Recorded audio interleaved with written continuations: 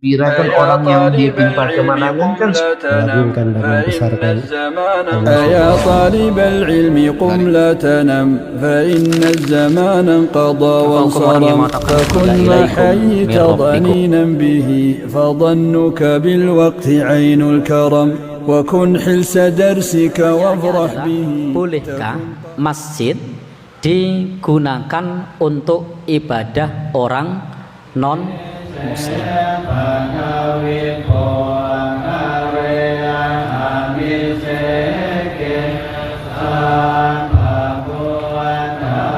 Ini pertanyaan dalam, dan untuk menjawab pertanyaan ini harus sangat berhati-hati.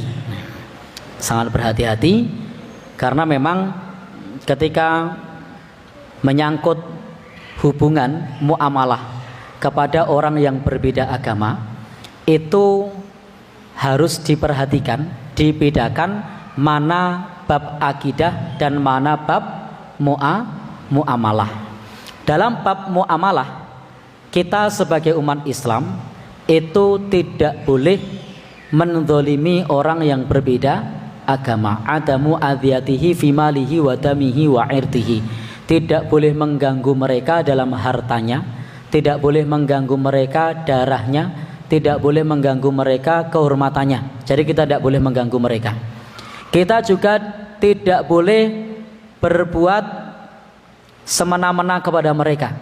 Kata hadis Nabi,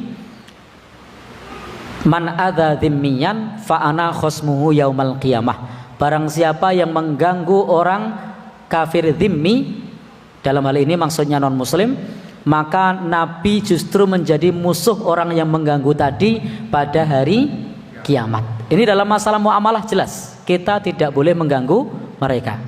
Boleh tidak menumpahkan darah mereka? Tidak boleh.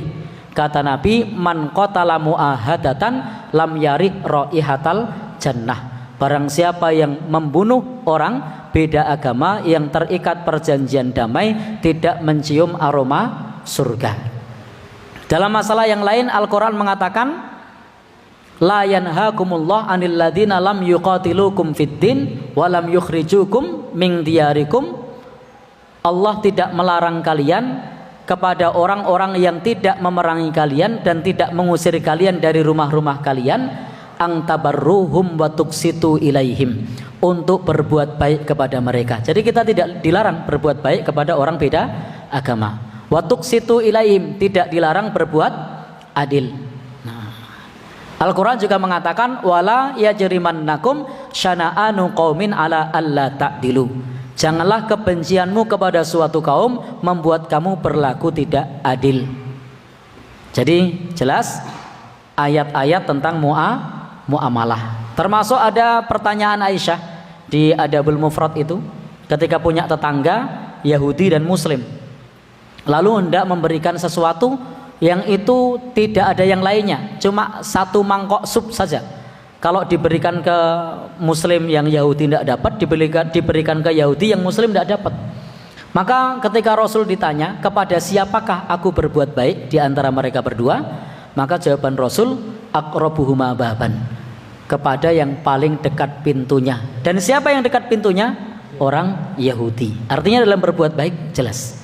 Tapi dalam konteks agama, Al-Quran sudah menuntunkan kepada kita, lakum dinukum waliyadin, bagimu agamamu, bagiku agamaku.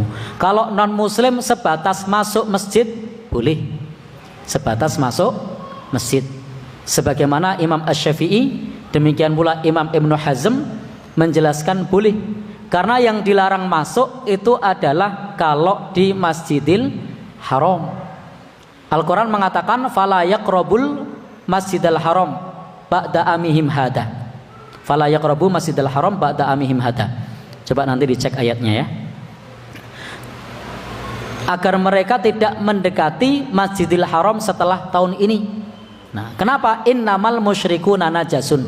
Karena orang musyrik itu keyakinannya najis, maka tidak boleh masuk ke Masjidil Haram.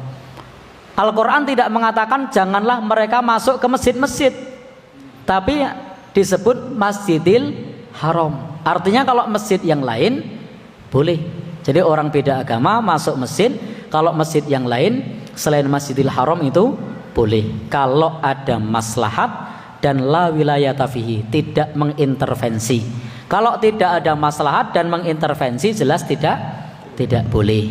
Contoh ada maslahat itu tukang servis apa misalnya ya AC, karena itu produksi dari tempat yang jauh dan teknisinya cari yang muslim susah misalnya. Atau arsitek, boleh enggak? Boleh, ada maslahat. Tetapi kalau kemudian masuk masjid, kemudian di situ beribadah dengan sesuai dengan keyakinan mereka, maka dalam agama kita batasnya sudah jelas. Dalam urusan agama, bagimu agamamu, bagiku agamaku. Selagi di situ masih memungkinkan untuk diminta di tempat lain, maka itu hendaknya diminta di tempat lain.